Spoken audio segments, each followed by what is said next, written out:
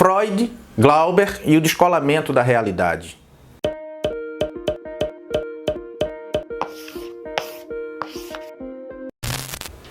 Eu, você e quase todo mundo queremos saber o que está acontecendo com parcela significativa da população brasileira.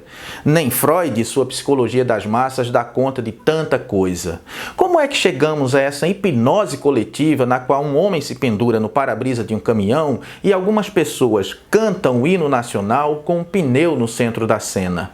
Seria tudo por conta da eleição do Lula?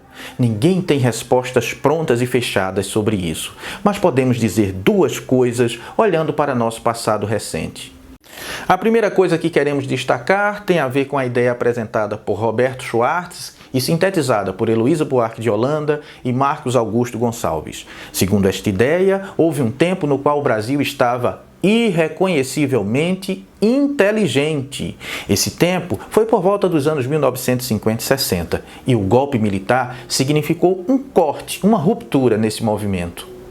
Talvez representativo desse corte seja a publicação do FEBEAPA, Festival de Besteiras que Assola o País, um livro escrito por Sérgio Porto e Stanislau Ponte Preta, e o que temos ali é um compilado das bobagens que se espalhavam pelo país, como, por exemplo, a famosa história de que tentaram prender Sófocles, o autor da peça Electra, cujo personagem atacava a moral e os bons costumes. Tava tudo certo, fora o fato de que Sófocles é um autor grego que morreu no século V a.C.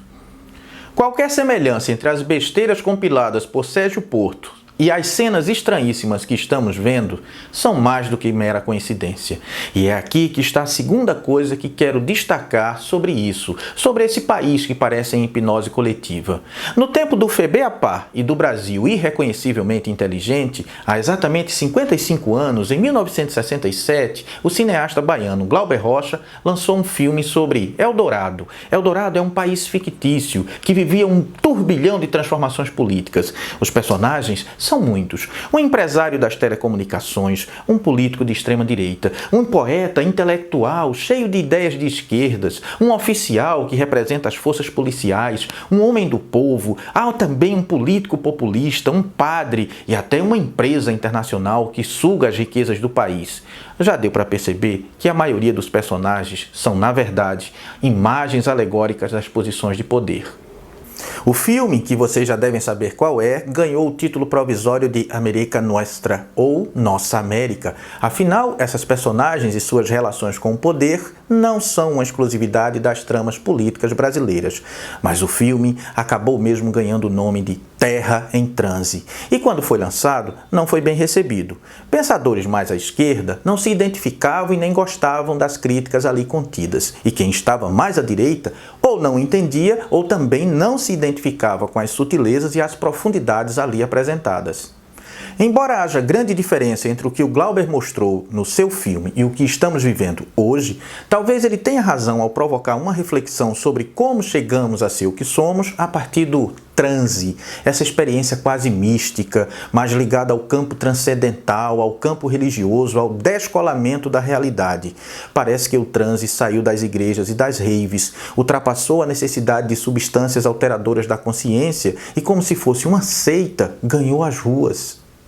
Que algo como um transe não dá para negar. Mas no fundo disso tudo, para entender o que realmente se passa com o Brasil, talvez possamos recuperar um pequeno take do filme em que Porfírio Dias, o tiranete de extrema-direita, conversa com Rui Fontes, o empresário das telecomunicações.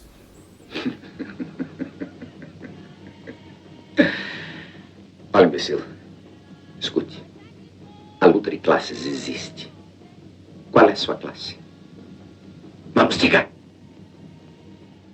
Aqui fica a impressão de que não é difícil entender que o sujeito pendurado no para-brisa do caminhão e o motorista do caminhão pertencem à mesma classe e que, parafraseando Freud, às vezes um pneu é só um pneu, embora o caminhão e o pneu possam nos atropelar.